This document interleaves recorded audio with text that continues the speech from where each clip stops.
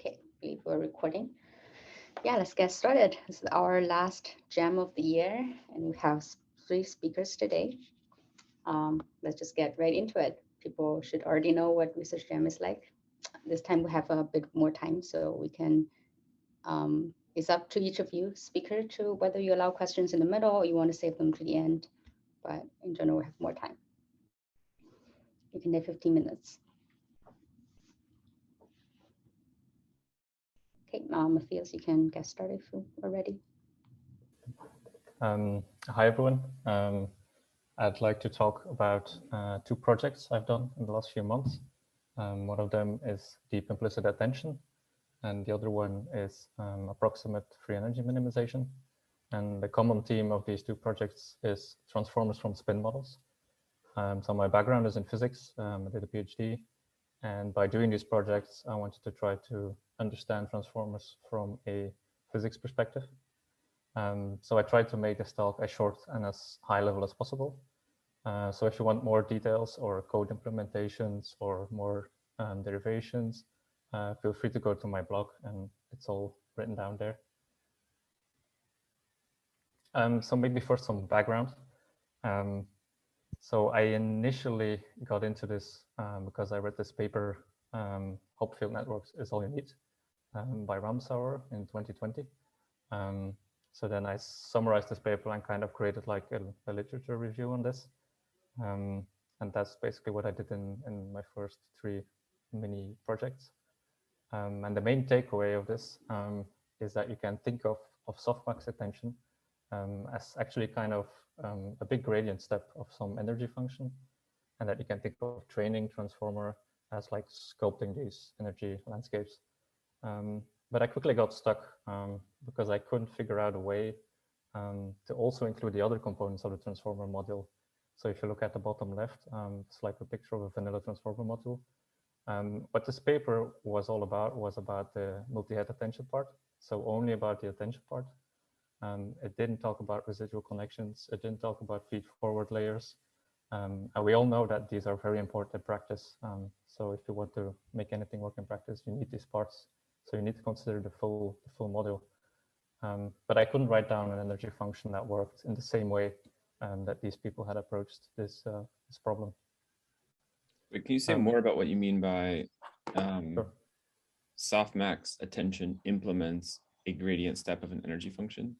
So you're saying this, Yes. The process of having logits before softmax and then putting them through softmax, which results in, so you have a vector of length 30, put it through softmax, now you have a new vector of length 30. You're saying that's equivalent to starting at some point in 30-dimensional space and descending to another lower point in 30-dimensional space of some energy function? Something like that, yeah. So the idea is that you have an energy function that depends on your query and on your stored patterns. So that's the psi in this energy function there, and the x, which are your stored patterns. This is like Hopfield-like memory networks. And then what these people did in Hopfield networks is All You Need. They wrote down an energy function in terms of the queries and in terms of the stored patterns. And then if you take a derivative with respect to psi, with respect to your queries, what this ends up being is like a gradient of this energy function. If you just take a big step with step size 1, you get the softmax update. So actually the action of the module of the attention thing is actually a hidden gradient step of this energy function. I guess what's unclear is which is the gradient step. Is it generating the attention vector, which is going through the softmax, or applying the attention vector, which is times that post softmax number with the key query value with the value? Yeah. So it's which one? So you get the gradient step update. After the update, what you get is x times the softmax of whatever is between brackets there. I see. So, So if you have the whole network and you calculate the energy pre the multiplication, pre the attention and multiplication, there's energy, and then you calculate after that if there's other energy is equivalent to descending energy. Yes. And that's what I did in this middle post there as visualizing energy landscapes. I tried to make this connection between this Hopfield network language of queries and keys and patterns, and then the more transformer-like language of queries, keys, and values. So indeed, it's like a hidden gradient step that you're doing. And that's the output of your attention module. But it's all summarized up there if you're interested in more details.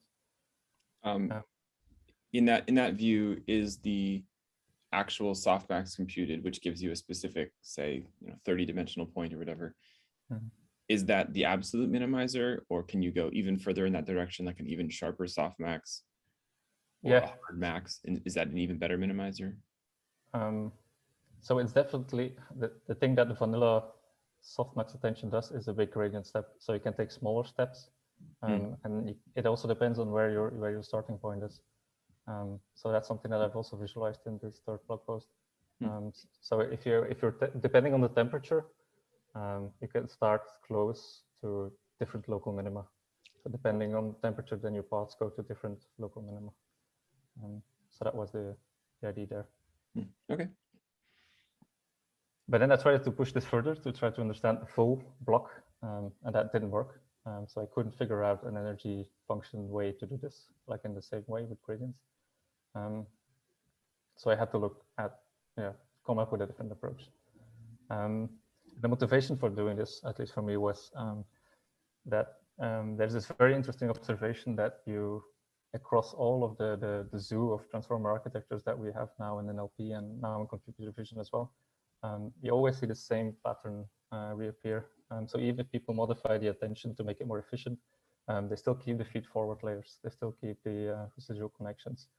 So this pattern, this architectural pattern somehow sticks, even when people change other things. So the natural question is, where does this design come from, and why does it work so well empirically? And if you're a physicist, the interesting question is also to ask, like, is there a physical intuition? Like, can we understand why this is, why this model looks the way that it does? And then the idea that I set out was to forget about energy functions and think about spin systems. So statistical mechanics, and the idea is that we want to look for a spin model actually hidden inside this transformer model. And more concretely is we want to look at the forward part of the transformer model, and we want to actually think of it as poking a spin system with data and then getting the responses of that spin system back. So that's kind of the general picture that I think you should keep in mind. So we have a spin system, we poke it with data, and then you get a response. And that should correspond to inputting something in your transformer module and then getting outputs.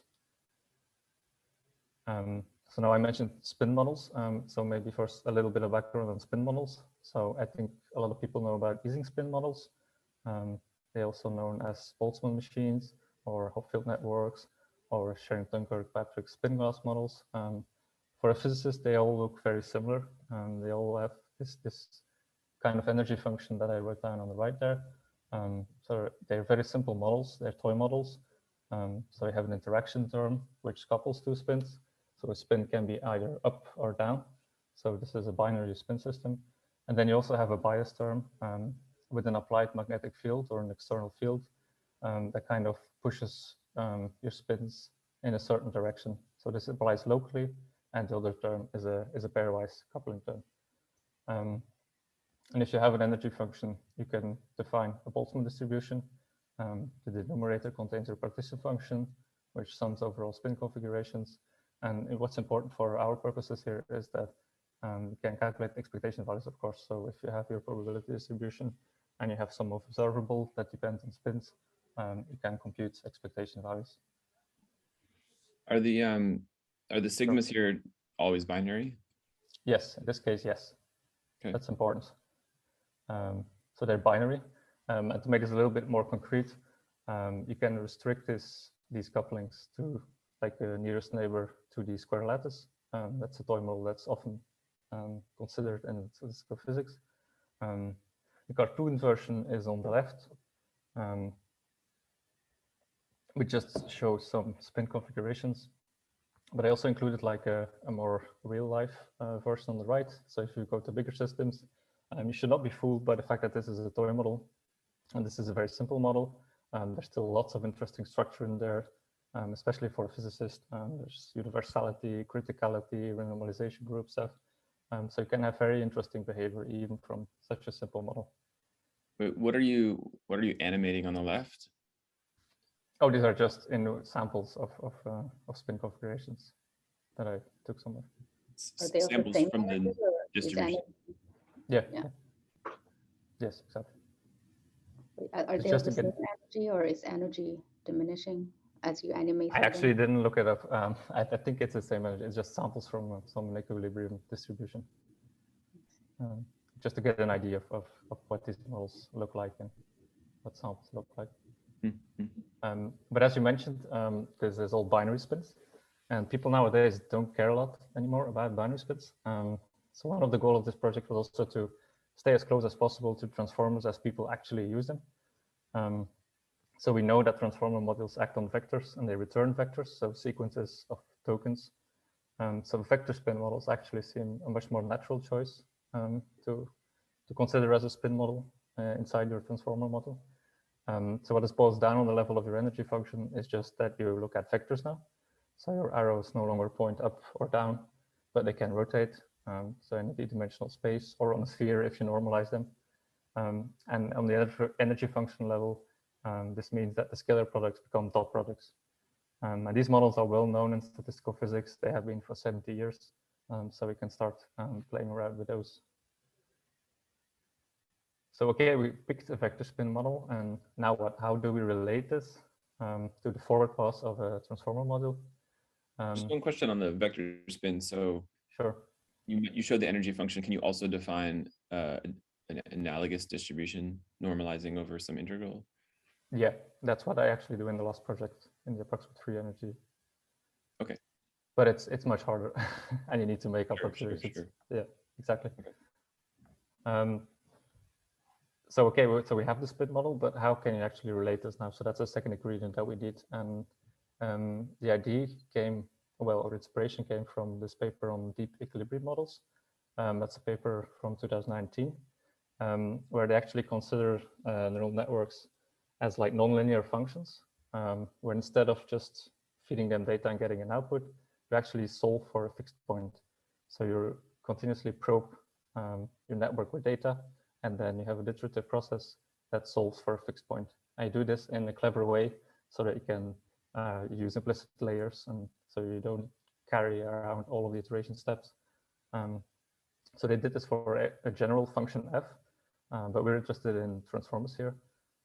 So for a vanilla transformer on the left, what you actually end up with is just a stack of modules. And what the equilibrium transformer does is replace this with a single module, but iterate this, and then find a fixed point.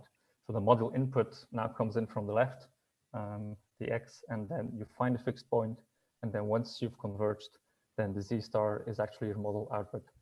And that's like a different way of looking at what a feed-forward neural network does, or how we could implement it, at least.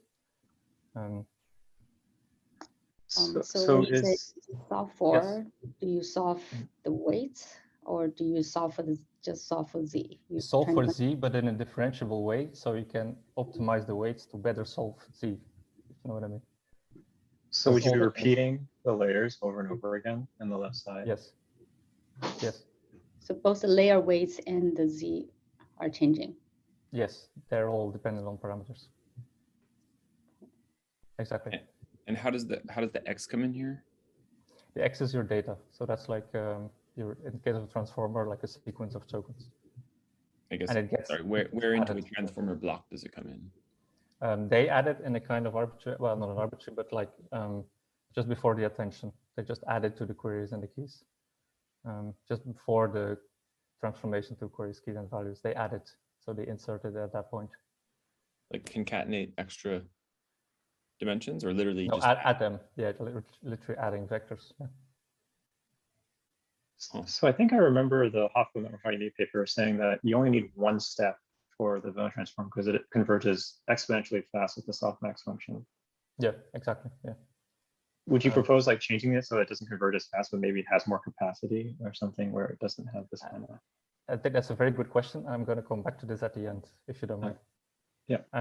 So indeed, they said that you only have to apply it once because they have this fixed point procedure, and it doesn't make sense to do it multiple times because it will converge. I mean, it won't have any more capacity than a single layer. So they make this argument in their paper indeed. But I will come back to this at the end and remind me if I forget about it. And this leads us to this third project on deep implicit attention. So we have our vector spin model, and we have a way to look at it from a different perspective, namely this deep equilibrium approach. And all the details of this are in the blog post, so you don't have to look at this too much.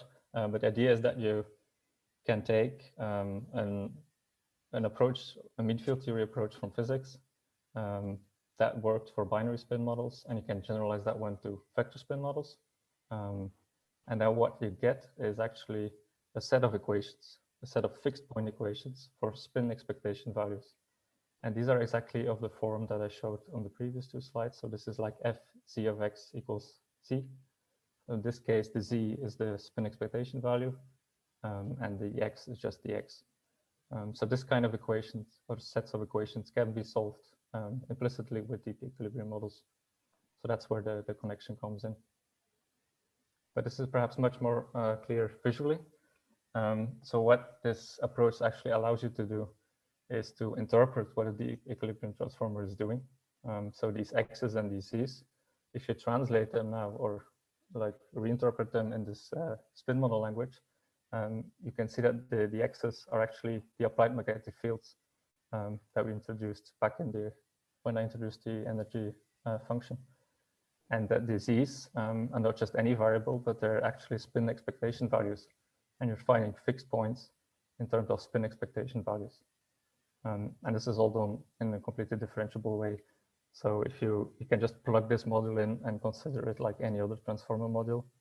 And the parameters are all inside of the, inside of the coupling J.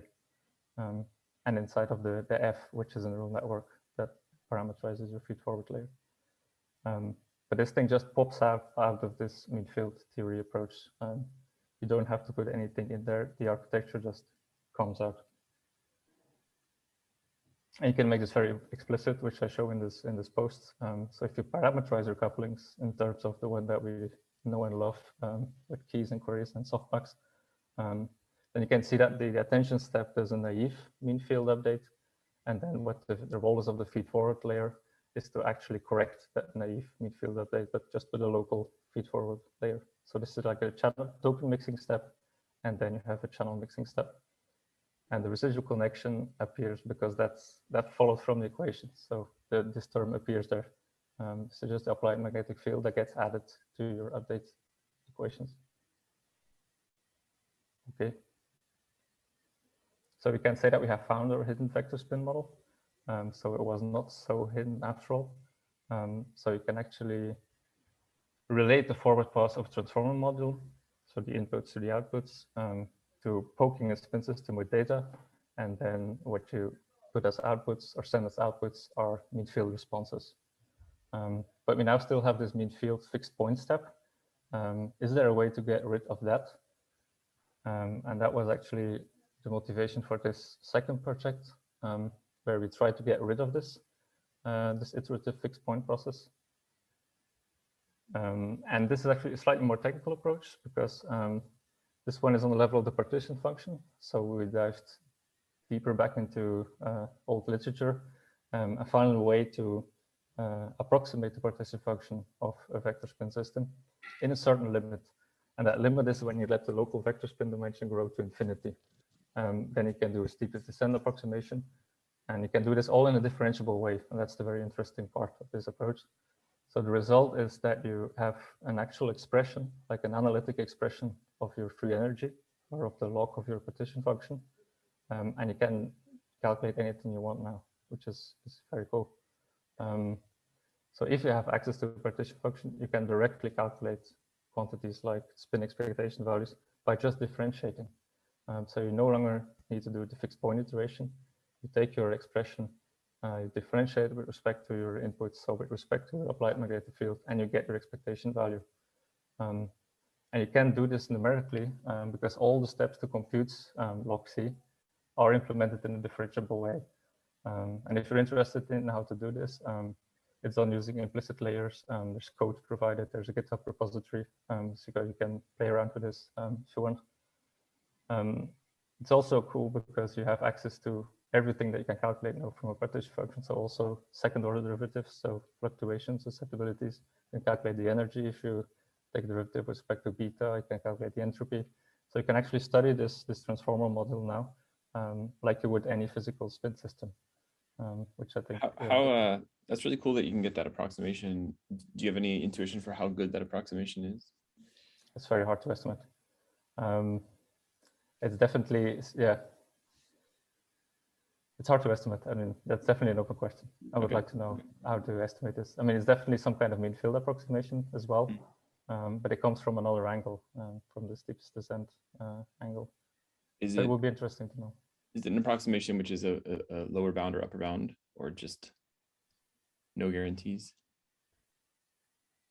I don't know. No. Well, probably if it's partition function approximation, it always has to be. I mean, it cannot be lower than the real value, I guess. I mean, that's like, it's a variational thing. Okay, I see. So I guess it never can be lower. I mean, just, physically you think so. Cool.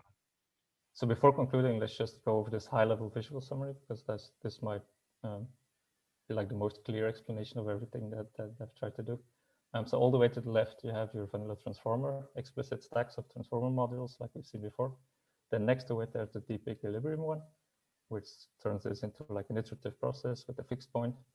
Then there was deep implicit attention, which tries to explain and interpret what this iterative process is actually doing on the level of a vector spin model. And then finally, in this approximate free energy minimization, we try to get rid of this iterative step and just work directly on the level of an approximate partition function. So then your module actually becomes like a two-step process. So first you find your best approximation to your partition function, or to your free energy, whatever you want to call it. And once you have that, then you can just calculate your response of your spin system. And that's the output of your model. And again, the functional form, if you take the derivative and if you look what's happening, it resembles the transformer thing. So it's again the residual connection. It's again a token mixing step. It's again, if you make your inputs dependent on, your couplings dependent on the inputs, these gradients will propagate. So if you take derivative with respect to h, with respect to your inputs, they will propagate. So we will get a channel mixing step as well. So it all pops out of this frame, or seems to pop out of this framework. So I'd like to conclude with these physical insights. I guess what a physicist would like to think about when he hears transformers. So transformer model, you can think about it as a wrapper around a vector spin model. So you probe it to data, and then you get a response back. Training a transformer model is basically tuning the interactions in a vector spin system that is being driven by data. And what you want to do is to control its response behavior. So it's actually a differentiable spin system, a differentiable physical system, and you're actually tuning its behavior to do whatever you want it to do, basically, depending on your loss function. That's all the way up top in your network. And then a stack of transformer modules, you actually build up like a hierarchical stack of spin systems, actually, and they're each poking each other and responding to each other. So if you stack them on each other, then the first one gets poked by the inputs, it responds, that response is the poking for the second one, and then it just propagates upwards, and it's all differentiable, which I think is a very fun way to think about transformers, at least for physicists. I don't know if it's useful, but it's definitely fun. So thank you for listening, and happy to answer any questions. I think I will start with going back to this question about stacking them. Yeah, this slide. So I think that the stacking is possible in the approach to the right, so the approximate free energy minimization, because there's no iterative solving going on there. So I think you can stack these modules again and gain capacity. I don't think it's possible with the iterative one, for the reasons that the authors of deep equilibrium models explain already. So if you have an iterative process, then that's final fixed point. It will just all collapse basically. But that's because you're actually doing this iterative process of solving the fixed point. But if you're no longer doing that, then I don't see any immediate reason why you wouldn't be able to stack the modules on the right, so the approximate free energy ones. Does that answer your question? Yeah, I think this is a really nice way to view whether the transformer is wasting a lot of capacity by, really fast convergence, but not really like space efficient in terms of memory. Mm-hmm. And potentially you could create a more compact version with the formulation on the right by trading off like, maybe 1 or 2 steps of iterations, but like not as much of a memory footprint of a normal transformer. Yeah, I'm definitely not saying that these projects, I mean, the result of these projects is a very efficient replacement, but that might serve as some kind of inspiration to come up with a different way of stacking transformer models.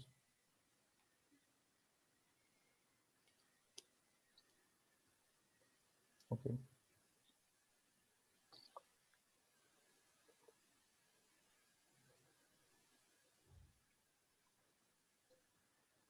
Cool, thanks. It's impressive work, Matthias.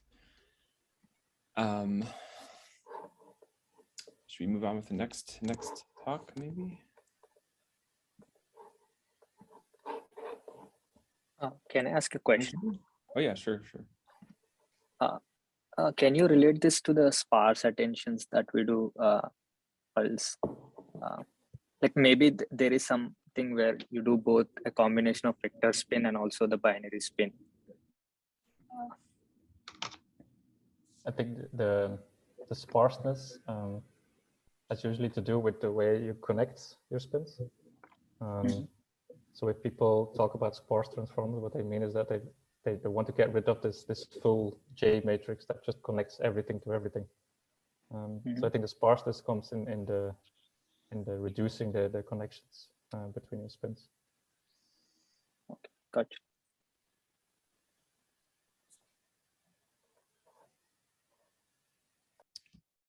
Cool. Cool. Next up, maybe Anshul, we can share your screen. Okay. So Anshul, like we kind of talked about earlier, is a high school student from Dublin Pleasanton, which is this district near San Francisco, where I happen to know one of the teachers, and I gave a talk a couple of years ago. Actually, I want to say I gave a talk 3 years ago and 2 years ago, and then Andrea Bonino gave a talk 1 year ago, and he's working on some cool stuff. So Anshul, feel free to take it away. Okay, sounds good. Thank you so much, Mr. Yuzinski. So hello, everyone. My name is Anshul, and for the last about a year or so, I've been working on a pretty cool idea within the diagnostic medicine setting. Specifically, it's about the use of contrastive learning for a deep learning approach when it comes to Alzheimer's disease multi-class classification. So let's get started. So first of all, what is Alzheimer's disease? I'm not too sure if everyone here kind of has like a strong medical background, but essentially it's a neurodegenerative disease that over time, it deteriorates your memory, cognitive abilities because of a plaque that's secreted inside of your brain called beta amyloid. And essentially what happens is that over time, it destroys the neurons and the connections between the synapses between the individual neurons, and it begins in the hippocampal region and it progresses outwards over time. So Alzheimer's disease doesn't necessarily have a standard diagnostic process. Usually neuroimaging scans are used and analysis is done on these neuroimaging scans by professional radiologists. But the thing is, since everyone's brain is different, there's no set way to basically predict if someone has Alzheimer's disease. It's more of a prediction because, for example, if I have larger beta amyloid quantities inside of my brain, it doesn't necessarily mean that I have Alzheimer's disease because I might not be presenting those behavioral attributes. So there's different behavioral cognitive tests as well, such as the mini-cog test. And again, as I said before, imaging scans and analysis of imaging scans are probably the most efficient way to predict Alzheimer's disease, even though the behavioral traits aren't always being exhibited at that specific moment in time. So Alzheimer's disease is misdiagnosed at a pretty large rate of about 12% to 23%. And because of this high rate of diagnosis, individuals within the deep learning setting have taken it upon themselves to create a model that's able to diagnose Alzheimer's disease at a very high accuracy. So let's I have go over... one question, maybe, if Oh, it's yeah. possible. You know, like for this, what people are typically using as the ground truths to train these deep learning models, like is it that they just know the people like much later will be certainly diagnosed with Alzheimer? Is it like a time-based thing? You had scans in the past of that person, and you know 3 years later you are sure the person has developed Alzheimer, and that's why you have ground truths? Or how do people get the ground truths if there's so much uncertainty like in the diagnosis? So the state-of-the-art studies that exist within this domain usually have a labeled data set of 80 patients and CN patients. They don't really have a sequential model that's able to track the progress of Alzheimer's disease over time. It's more like you have a scan. Is it AD or CN based off of the relations between just the beta amyloid clusters? There's also different other types of imaging scans, such as metabolic rate activity. It's called FDG. It can like detect how much energy is being used up by your brain. And you know, generally if you have like a smaller amount of metabolic rate activity inside of your brain, it means that your cognitive abilities are deteriorating. So yeah, as I said before, it's not necessarily kind of like a sequential model that's considered state of the art currently. But that intuition does make sense, and I'm sure that there will be some progressions within this field that encapsulate that idea later on. Yeah, because I just wondered, because I also work on like brain signal data, like EEG mostly, and there we often have the problem that there's just no real ground truth sometimes. You also just have the doctor diagnosis and so on, and this has noise, label noise basically, and then you have the same problem. Yeah. Because like everyone's brain is different, right? So it's Yeah. very difficult to identify that. But maybe instead of focusing on just the beta amyloid quantities, or maybe just like the quantities themselves, it's also the relations between the positions of these quantities that can also be a good indicator of a specific neuronal disease. So there's a bunch of things we can think about. But yeah, so essentially the current standard that's being used within this deep learning setting for diagnostics is either a end-to-end CNN with one singular cross-entropy loss, or researchers are also using autoencoder feature extraction portions plus a classification head for dual loss training, or they basically train the feature extraction and then they train the classification head subsequently. So the issue with the one where like you train the feature extraction part first and then you train the classification head right after is that you're basically saying go extract features, but you're not telling it to extract features that may be important to the classification task at hand. And that's where dual loss training comes in, and I'll talk more about that later. So yeah, and then there are some other approaches as well. I'll link this presentation in the chat after I'm done with this. You can also find it on the website as well. But you know, here's a study that's that produced really good accuracies, and they created a multimodal deep learning model that took in MRI scans and FDG PET scans to diagnose Alzheimer's disease. So other approaches include segmenting the brain, individual portion of the brain, specifically the hippocampal region, because you know that's pretty much where we've determined Alzheimer's disease begins. And then doing some statistical analysis on that to measure quantities of beta amyloid or metabolic activity through FDG PET scans. So yeah, so that's what's going on right now. But I think I came across this idea when I was just looking at my phone. I'm like, how does Face ID work? And then I did a bit more research, and I found out that there's this idea called contrastive learning, which essentially takes in an input scan in real time and then compares it to some other image that's stored in like a database, and essentially it extracts these latent space feature vectors and then performs some sort of comparison metric on that.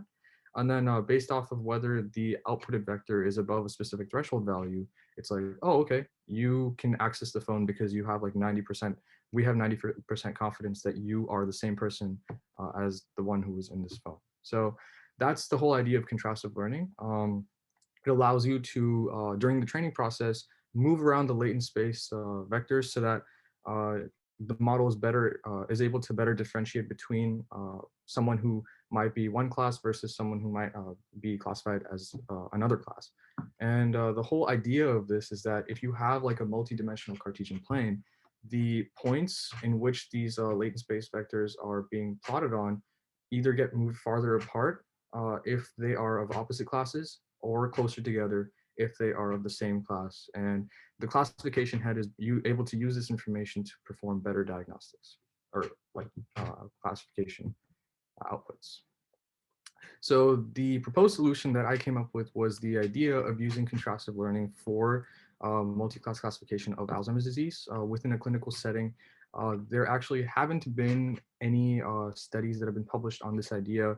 When I was working on this independently, I think in about January, and then when I furthered this work that I did independently at the UC Irvine Center of Artificial Intelligence and Diagnostic Medicine, I was able to get even more better results in general. So I'll talk about that later, but essentially the idea was to create a multimodal convolutional neural network that also had an extra contrastive learning layer that would be able to differentiate or pull together these latent space vector embeddings as you progress during the training process. And the metric that I used was Euclidean, well, the function that I used to perform comparison was Euclidean distance. And basically, we've refined this model. We've refined the idea of how to best implement contrastive learning now, but back then, basically, you would get some sort of value. Actually, you know what? I will go over that later on when I talk about specifically how contrastive learning works. But essentially, that's the overall idea that I'm going to be talking about today. And okay, so now we know that we have contrastive learning, we can use it to improve the model. But in order to make a better model, we also need to be able to work with a limited data set. And usually an end-to-end convolutional neural network might have some issues when it comes to extracting important features during the training process, specifically because the data set is so limited. And even if you do use like different overfitting prevention methods, such as adding regularization and just adding dropout and stuff like that, it's not able to learn as well as if you would have a feature extraction portion that primarily focuses on understanding data to its core and then producing a prediction off of that. Okay, so basically, the autoencoder architecture that I used was based off of a sparse autoencoder, which essentially means that you add regularization to the outputs of every single layer so that it's kind of like a penalty to allow it to not overfit. And the overall idea is that like if you add this penalty, then the model will be like pushed back a little bit and it won't go down one path that prevents it from learning the generalized distribution of the data itself.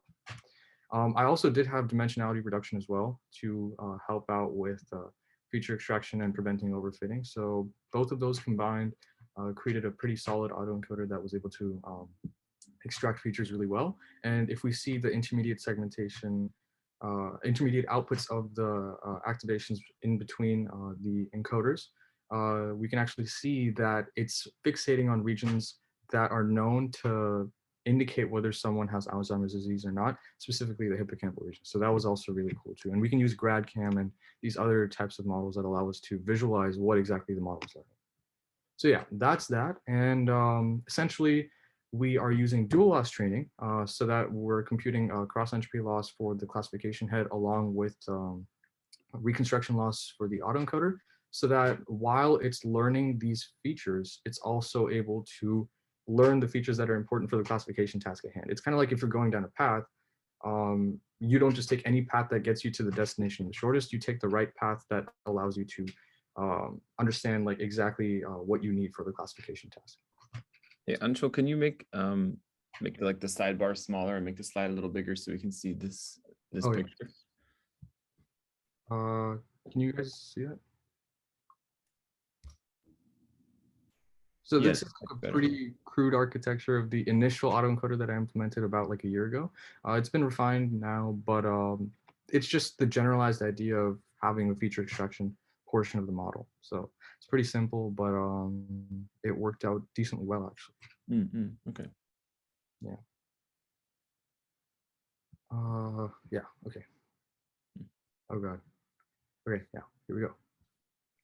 Now the thing is, this autoencoder was based off of, I think it's like a basic ResNet block and residual block, but there are different architectures that you can use to improve the ability for the model to extract features.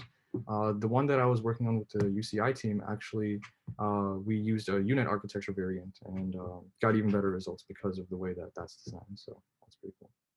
Okay, now here's the core part, contrastive learning. This is not up to date with what's currently happening at UC Irvine, but this is what I did when I was doing my own stuff. Essentially, we have two different modalities, AB45, which is so the way that PET scans work is that you inject like a radioisotope into your bloodstream, and when it gets to your brain, it binds with specific particles that are shown when you actually like go into the machine, and it like detects it gives you the scan. So for AB45, the radioisotope binds with beta amyloid, which is supposed to be a really good indicator of Alzheimer's disease. The quantities themselves, along with the area in which they originate to. So that's that. And then FDG is metabolic activity. If you have like a lot of activations inside of the output image, the PET scan, then it can signify that your brain is like using a lot of energy, and there's a lot of cognitive stuff going on, which means that it might not necessarily mean that you have Alzheimer's disease. But if you have lower energy PET scans, the actual like activations in the PET scans are not that high, then it could indicate that there's something going on with your cognitive abilities, and you're just not using your brain to the max potential. So that can also indicate Alzheimer's disease as well. So essentially, we have this feature extraction layer, that feature extraction encoder, and then from there, we compute the Euclidean distance between the unknown scan and the AD scan, as well as the unknown scan and the CN scan. So CN stands for control, AD stands for Alzheimer's disease. We have 3 inputs for each of the different modalities. And the idea is that if the difference between the AD and CN is super duper, AD and unknown is super high, and the difference, which also probably means that the difference between the unknown and the CN is super low, and we subtract both of them, we get a super duper large number. And when we input that into a sigmoid head, we get a number very close to 1.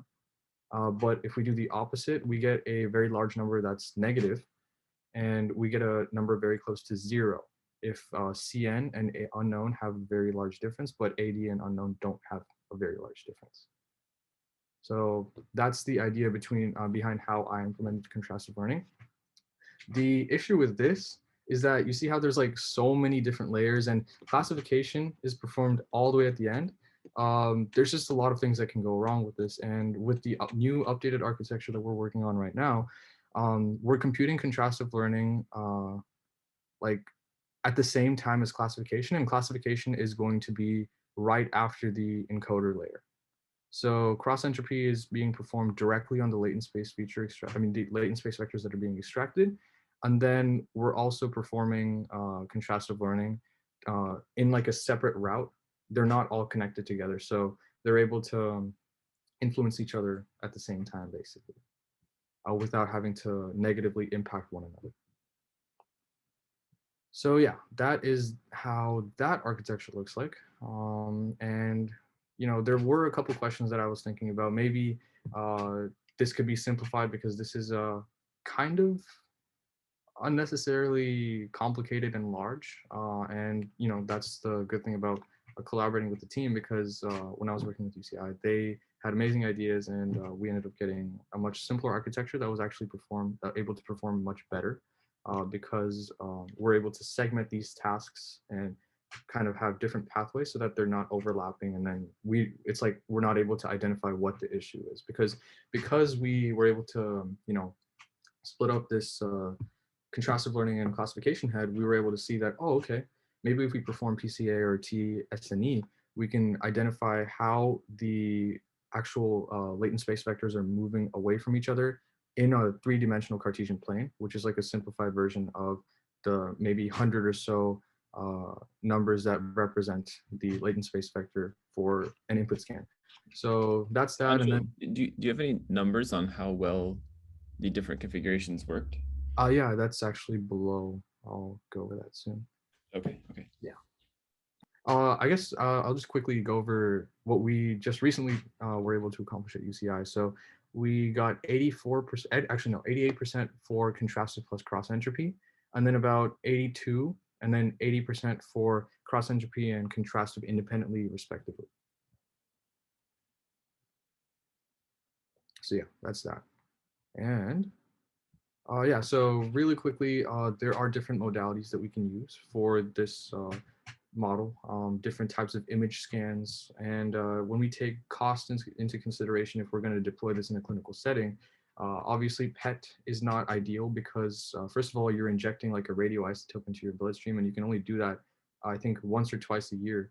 So it's not really optimal when we're trying to track the progression of Alzheimer's disease over time. Usually MRI is probably more optimal for this. There's a new imaging technique called MEG that's been on the rise as well. It stands for this. It's hard to pronounce, but basically it allows you to have like a general overview of how your neuronal activity is working out. And yeah, so there's also other types of modalities, not just limited to imaging techniques such as genetic data and maybe even electrocorticography, the one where like you implant a chip into your brain and then you're able to directly receive neuronal signals from the parts of the brain where the different like threads are placed and connected to. So yeah, here are some of the notes. So I was able to get about 80% independently when I worked on this around last January and February, and got some pretty nice results in relation to just cross entropy, the recreation of the cross entropy model that I created. So the cross entropy model used the same exact autoencoder architecture to keep it as like a proper control. And we also had like the same amount of layers subsequently that connected to the classification head. So it was as close to the contrastive learning model as possible, but the only difference is that contrastive learning has contrastive learning. So that was that. I got data from ADNI, the Alzheimer's Disease Neuroimaging Initiative. This is like the big database that most researchers within the clinical diagnostic setting for Alzheimer's disease use. You know, I've been thinking about asking a couple other biorepositories to collect more data so that we can make a model that's able to generalize better and perform better in a clinical setting. So that's that. And, you know, I don't have a GPU at home, so I had to use a GCP virtual machine with a Tesla K80 and get some pretty nice results by training overnight. So that was pretty cool. And yeah, obviously improving the autoencoder architecture, and then maybe trying variations of different autoencoders. And yeah, thank you so much. I really appreciate the opportunity. And yeah, I'll take some notes too if we're going to be discussing this right now. One question about this 80%, like, is this a balanced data set? So actually, that's the thing. So there's a huge imbalance within AD and I. I think there's almost 3 times as many control patients as AD patients. So I use loss weights, class weights, my bad, and loss weights for the different losses that are being applied. So both loss weights and class weights to create like a model that was able to generalize the distribution without having to lean towards one side. Yeah, I think that it's also good if you can, like, when you report some metrics, that you report either just something like AUC or F-score, or even we often just look at like the average over the per class accuracy. So if you just take the ground truth for each class and compute per class accuracy and the mean of that, so kind of the balanced accuracy is what we call it. I don't know if that's common terminology, but some metric that's kind of invariant to these class imbalances in the ground truth. I think that's usually helpful. I actually have some precision and recall data from the most recent experiment that we performed. I'll pull that up in the meantime. But yeah. So. Yeah, good job. And also like great talk though. Yeah. And if you're going down like this MEG route, then definitely feel free to also contact me. I can also put my mail in the chat because we do we developed like a EEG deep learning library, and but we also applying it to MEG because MEG EEG is kind of very similar kind of data. So yeah. Sounds awesome. Another thought is that the one plot you showed with the, I assume it was training accuracy and testing accuracy, right? Oh, The it was training train plot. accuracy for cross entropy plus contrastive, and then the orange one was train accuracy for just cross entropy. Not test accuracy or validation?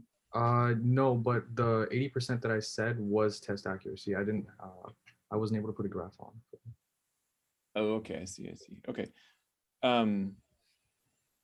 Oh yeah, and then the 80. Visualize both of those. Someone, thanks. It's good to visualize both of those so you know if your model is, underfitting or overfitting. If your train is not getting to 100%, you might want to consider making the model bigger and or training for a bit longer. If your train accuracy is only getting to 80%, your validation accuracy might be able to be improved by just making the model bigger and training longer. Yeah, no, all of those stuff, that was all taken into consideration with our current study, and we're like almost done with it. The final experiment is being run, I think over Thanksgiving break, and hopefully we can document our findings, and I'll definitely try to share the publication with you guys as well. Cool. In that publication, you probably want to put also like train versus test for all the different combinations. Definitely. Anshul, great job giving a talk. Thanks for skipping school for this. Thank you. Not skipping school, delaying school. Maybe you should go in later. Stephen, if you're around, do you want to share screen and start talking? All right. If you guys don't know, Stephen has given. Is this the third? Yeah. research Yeah, the third. talk? It's our longtime friend. And Stephen's paper also was accepted. Yeah, 3 times in a row. Yeah, exactly. Yeah, it's nice coming back to to give more and more talks on the same topic. Yeah. All right, I'll get started. So, hi everyone. This is I'm Stephen Kolawole, and hopefully this is the final talk I'll be giving on this project. So I've been speaking. I'm speaking right now for the third time in a row. I mean, I spoke at the third research jam, the fourth, and now the fifth. So, yeah, so this is how it started. I think that was back in August. So I had just finished building this project. It's simply a prototype that can detect sign language meanings in images or videos and generate equivalent text or speech, that is being communicated by the signer in real time. So I presented this at the third research jam, and there are lots of very encouraging feedback, and I decided to scale it up and maybe work on it, from a research angle. And then yeah, so I think the first thing to do was to find the motivation, and I was like, oh, maybe I should focus on sub-Saharan Africa, since that's the region with the most cases of hearing disabilities, and simultaneously the region with the least number of solutions towards this particular problem.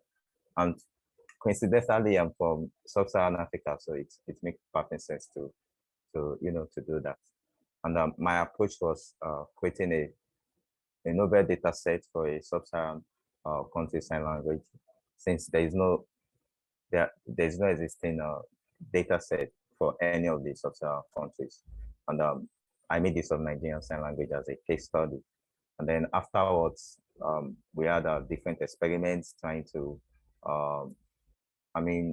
trying out different models and see which one is performing best on solving this particular problem. And finally, I deployed the best performing model for written usage. So the dataset question, I spoke about this at the fourth research jam, and then I facilitated the creation of the data set, which is about 8,000 images created by 20 individuals across across um, across different locations. Yeah. I think I had a TV sign language broadcaster created some of the data sets, and then I went to special education schools to help with the data set creation. And then as a last research jam, I was only using two models, a YOLO V5 model and an SSD model using SNet 50. The below is just, how my YOLO model was working over time.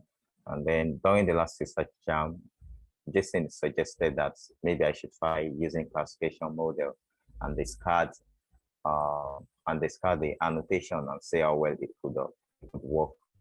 Yeah, so I tried out that, and then I first of all tried using feature extraction only. I didn't retrain the model, any layers of the model. I just tried using it as a feature extractor, and I put a dense layer on top of the feature extractor. And after 60 folks, I realized that the performance wasn't so great. So I tried fine-tuning the model.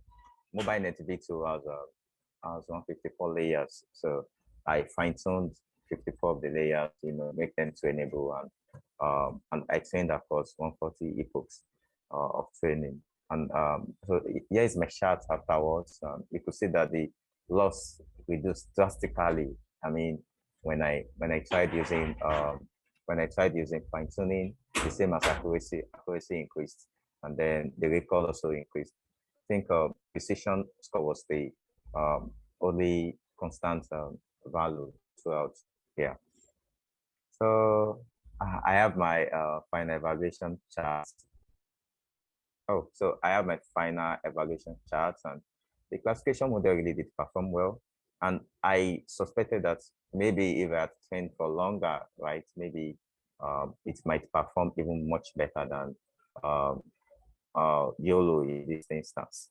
Yeah. But anyways, I had a deadline to meet, so some of I think this part was rushed. Yeah. So I just deployed the YOLO model of the paper writing. And then the paper was accepted into a NeoWIPS workshop, ML for developing words. And then the reviews were quite impressive. I think we had about 4 reviewers, and yeah, I think it was after all the months of experimenting, eating lows, and yeah, I think it was really great to have this, and yeah. So recently we had the preprints, the camera ready preprint on archive, and I inserted the link at the end of this slide. So if anybody wants to check it out. Yeah. So next steps, I'm trying to sort out the data set release. One of the reviewer mentioned that a particular, point that I didn't really realize before that it might be a big issue.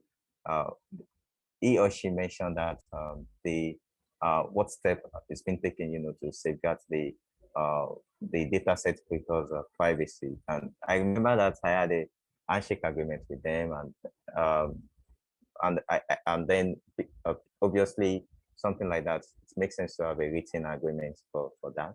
Yeah, but I've not been able to come around with that. I'm trying to wrap up my final year in college, and then yeah, so I've not really had time to sort that out. And then yeah, I've been applying to. Oh, okay. It sounds time like it would take a lot of time to get all those agreements. Yes, it would. But could be worth it. So yeah, I don't know. I'm looking towards doing that by middle December. Yeah, my calendar should be a bit less chaotic, so I plan on pursuing that then. So currently I've been trying to wrap up graphical applications, I've been trying to find good fits advisors, and yeah, that's also haven't to be very easy. I'm trying to get all my documents in a single place. And yeah, finally, I'm thinking of pursuing a new research direction. I think I had a talk with Rosanne about this, and we are tentatively looking at efficient modeling on machine translation, especially on low resource and limited level languages. Yeah. Yeah. So attributions, I think this is very important because this is far from an individualistic work. Yeah. And then I think I have ML Collective to thank for the motivation. I wasn't sure, I could turn this thing into research work until I had the first presentation here. I mean, at the third research jam, and the feedback, and then I think the last research jam before this, I got access to computational resources, and those have been very helpful for me. And then I want to thank David Drackard also for helping me to set up my Google Cloud platform account. It was a little bit confusing, yeah, until David wrote a guide, to help me through the process. And Naya Saxena also for the collaboration and expertise. I didn't realize how much help I needed until Naya offered, and they actually had the expertise because they had published, I think, 8 papers. So yeah, it was very helpful with figuring out how to use LaTeX. I mean, how to cite properly, and then how to upload, the LaTeX stuff on archive. Yeah, all these things. I mean, I was just fumbling around until Nayan came in and helped out with most of it. Also, Rosen and Jason, for the mentorship, you have been very, very helpful. I mean, during the whole project work, and then even after, even currently, yeah. Yeah, so thank you for the mentorship and guidance. And Mitchell Wattsman also for the archiving endorsement. I really do appreciate that. I think I was a little bit horrified when I wanted to upload the paper on archive, and I realized that, oh, I actually need some sort of endorsements for me to upload my paper. Yeah, I guess that's to prevent spam or something. Yeah, but thank you, Mitchell, for that. All right, so thank you everybody for this talk. This is a super short talk, but it's mostly to carry you folks on what has gone on since the last time I presented here up to now. So the code is on GitHub. So in case you want to try out the demo, or you want to check out the config files, and yeah, so you could do that. And the preprint also is on archive in case you want to check that out. And then I think all these links are on ML Collective project page, so you could just check that out. So, all right, thank you very much. That's the end of my talk. Awesome, good, great job. Like, we do a lot of work and give a lot of talks and do a lot of coding and like debug things and spend late nights, and then it all sometimes, rarely, but it all comes together, right? And you write a paper and you submit it, and somehow people accept it, and then I don't know, it's cool to see these actual wins. Also, Robin mentioned in the chat, I don't know if you could see Stephen in the chat, but Robin mentioned working on the machine translation team at Apple, and maybe he could help out with some of the low resource translation. Oh, wow. I will definitely reach out. Thank you, Robin. Thank you for yeah, so I'm in the MT team, and like currently we're working on like mostly multilingual models and like non-autoregressive stuff, especially for multilingual models, the transfer learning from like higher resource languages to like lower resource languages is one of the main factors there, also for the zero-shot pairs. Yeah, so if you would just need additional input on like your ideas or stuff like that, feel free to contact me. Oh, all right. I assume that you're on the Discord channel, right? Yeah, what's the best? I'm not on the Discord channel, but like you can like send me a mail or you put your email in the chat, maybe, Robin? Yeah. Okay. Thank you. It's such a warm note to end at. Yeah. Thank you, Yeah. Stephen. Thank you, everyone, for presenting. It's been great. Yeah, if you'd like to present next time, Roseanne, what's the date of the next one again? So I counted like 8 weeks is January 12th. I think that should be a good date. Yeah, it's Perfect. next year, 2022. It's good timing if anyone works on anything over like the November, Yeah. December kind of slower period. Also, if you're thinking of submitting to ICML, that's a perfect kind of 2/3 mark check-in. So if you present something if you get something together and it's kind of working and you present it January 12th, then that gives you enough time to like write it up for a full paper for ICML a little bit later. So definitely consider that, definitely submit things. Any other thoughts before we wrap up?